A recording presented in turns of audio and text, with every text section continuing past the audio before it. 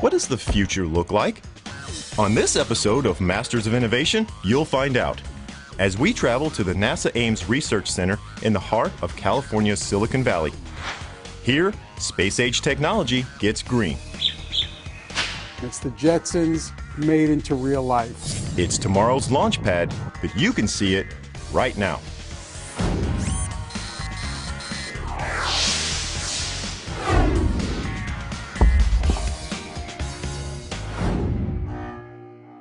NASA innovations have landed robots on Mars and even men on the moon, but it also has practical applications a lot closer to home.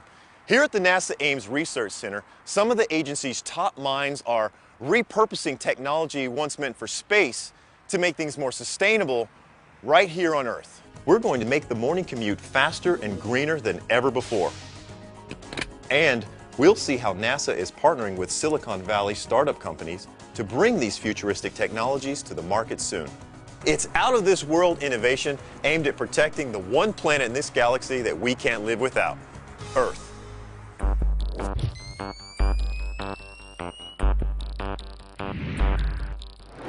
What happens when you combine space technology with high-speed mass transit?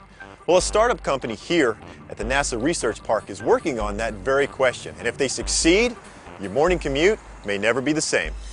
Hey, Jim. Jerry. Thanks for coming by. Absolutely. Thanks for having me. Well, it's my pleasure. You know, I'm the CEO of Skytran, and I'm always delighted to talk to people about Skytran. What is it exactly?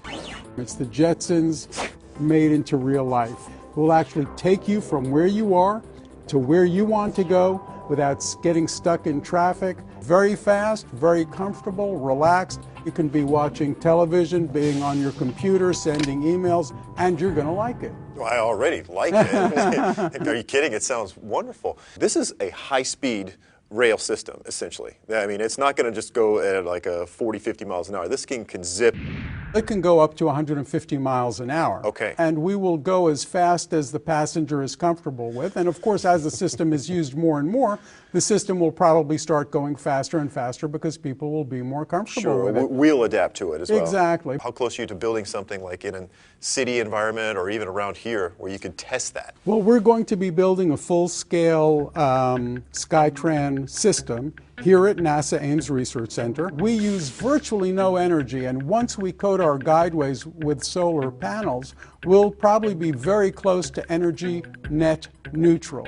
Skytran is a sophisticated transit system, and it'll need an advanced computer system to keep it safe. That's why we're working with NASA, right? We want to make sure that computer system is safe and reliable. This is where Robert Birch's expertise takes the driver's seat. So here's a typical station. You walk up, get on, and board your vehicle. Here's the high-speed vehicles moving along, and then there's an off-ramp where the stations are. It'll be much safer than driving a car, I guarantee you. Is there a complete urban plan that you have? Like Sure. how you have multiple, I mean thousands of them? And I'll show you a typical rush hour where we have about 5,000 vehicles. This is a wide shot of the whole city, or this is about a 10-mile network. And each of these circles are stations, and the vehicles are little squares here. This would be impossible and expensive to really put out into the real world, wouldn't it? Because it's so lightweight, it's 10 times cheaper than any bus or train system, and probably 100 times cheaper than building a highway.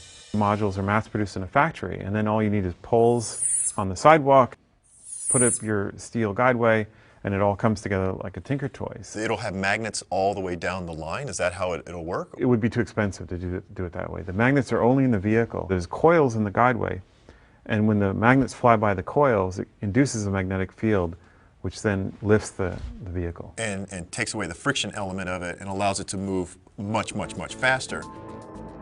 Think about it just like using your iPhone to reserve a movie, right? You put your destination to your phone, and it calls up a vehicle, and it tells you what time the vehicle will be at the station, or you tell the system what time you want the vehicle to arrive.